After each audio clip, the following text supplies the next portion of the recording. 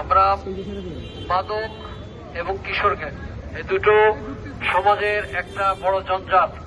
আমাদের এই এলাকার কিছু মানবের কল্যাণের জন্য কিছু মানুষ, কোনো দল নয়, ওনারা সকলে একত্রিত হয়ে এই একটি মহতী উদ্যোগ নিয়েছেন আমাদের সচেতনতা করার জন্য। ধর্মীয় সচেতনতার পাশাপাশি আমরা সামাজিক সচেতনতা চাই। যেহেতু কোরআন হাদিসে আজকে আমি জমায় কথা বলেছি, সমস্ত মাদককে কুল্লু মুসকুরুন হারামুন হারাম করা হয়েছে, প্রত্যেক নেশা জাতীয় দ্রব্য। এই জন্য যারা এই ব্যবসা করেন আল্লাহর ওয়াস্তে এই ব্যবসা ছেড়ে দিবেন।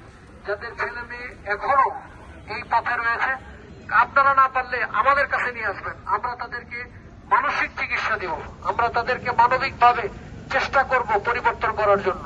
মারধর নয়, হাসপাতাল নয়, থানা নয়, মানবীয় ভাবে আমরা তাদেরকে বোঝাবার চেষ্টা করবো এটার অকল্যাণ কি জিনিস, এটার ক্ষতি কতটুকু। আর এই জাতিকে, এই মানুষকে, এই যে মানুষগুলো এগিয়েছে, আজকে যদি এভাবে আমরা সবাই উদ্যোগ নেই যে এদেরকে আমরা প্রতিহত করব, আশা করা যায় কোথাও কোনো জায়গায়